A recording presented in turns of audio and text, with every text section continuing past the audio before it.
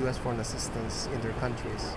So what we've learned in the past 4 years about what works is that it boils down to ownership, country ownership, and we've broken it down in like 3 key ideas around country ownership.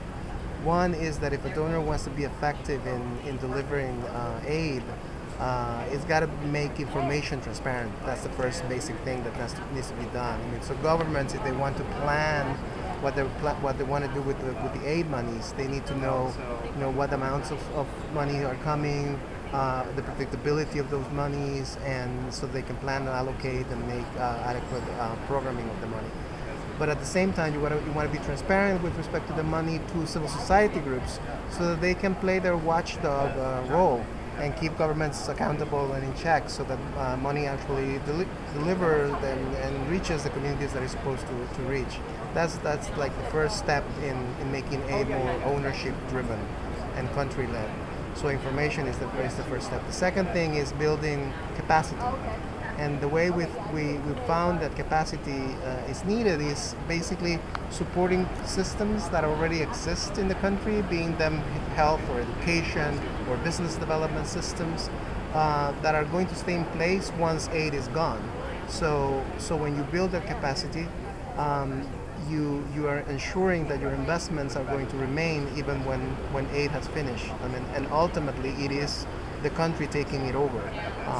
But you need to build capacity in civil society as well, not just in the government side of things, because if there's not enough of a political space for civil society to play this watchdog role, then you have a problem, and you don't have the counterbalances that will make aid be more effective. So capacity building also has to do with civil society groups and the citizens being more capable of keeping governments in check. And then the third piece is that if you have adequate information flows, if you have systems in place and capacity in place, then the country should be the one driving the development agenda. So ultimately it is about control, giving country more control over what are the priorities, what are the criteria for identifying what those priorities are going to be, and ultimately allocating funding and guiding where the allocation of funding should be. Donors tend to be fearful about giving that type of control away, but there are ways in which those fears can be addressed. If there's a fear about corruption, by making the transparency that I was talking about first happen, then the corruption can be tackled, and by reinforcing systems of judicial control and of those things. Corruption can be prevented. If the fear is that aid is not going to be prioritized and allocated in the best possible ways, well, then that's why you build capacity, policy capacity and institutional capacity as well, so that aid will be targeting the places where it needs to go to have an impact on poverty. And that's pretty much the kind of thinking that we've been doing in the last 4 years. Not alone, but by talking to lots of people on the ground, from aid delivery folks working in the U.S. agencies to grassroots groups and civil society leaders and some government reformers in countries. That's what I have to say. Wow. And so we know there's a history of bilateral aid really being ineffective. Yeah. It seems most money that flows from industrialized countries to developing countries is ineffective and squandered. So do you think, and based on the work that you're doing, do you see, where's the hope? Where is it? Are you seeing these 3 principles being applied with success? Well, I can speak only for the U.S. Things because that's what we've been focusing mostly on, engaging on the reform process and the reform dialogue that's been happening around U.S. foreign assistance.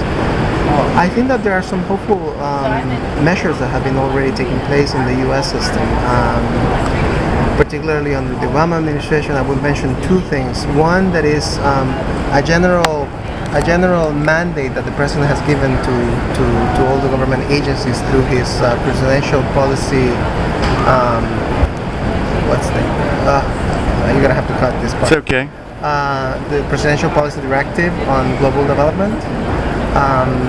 So Obama pretty much took on some of these principles on effective aid and said, we're going to change the way in which we're doing business from now on. The U.S. is going to be focused on economic growth that is inclusive. We're not going to be dictating to countries what they ought to be prioritizing. We're going to take more of a comprehensive approach with our policies, where we're not taking with the trade hand what we're giving with the aid hand.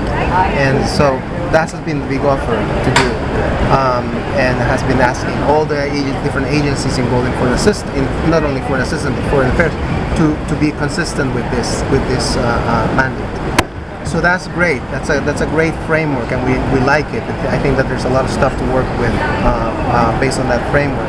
And then more on the practical level, on the operational level, USAID has been doing a set of reforms that they call USAID Forward, and those reforms have been focusing on what they call implementation and procurement reform, which is not a very sexy phrase, but ultimately what it means is that they're going to strive more to work with local partners and local systems in the way that they deliver aid, and not just the usual US-based agencies that are the ones that tend to do most of the implementation.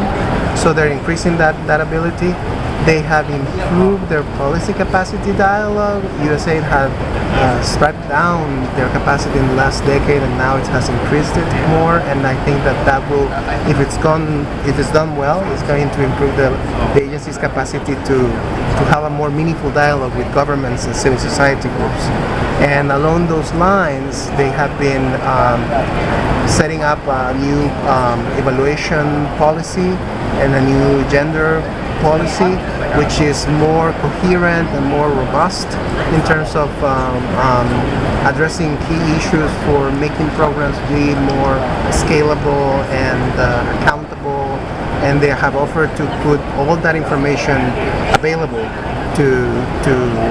over the web to countries, so that they can so that programs that don't work get weeded out and programs that work get scaled up. So those are promising proposals. What we think is important at this stage is to continue reinforcing those positive reforms and making Congress understand the importance of that type of approach, which is a challenge in itself, but also to monitor the implementation on the ground, so that it's not just rhetoric or nice written words in paper, but actually practices that are delivered by the implementers on the ground. Yeah. You're sounding hopeful. It sounds pretty hopeful, but you cannot stop the work or let go of it. You got to keep watching. Thank you. Yeah.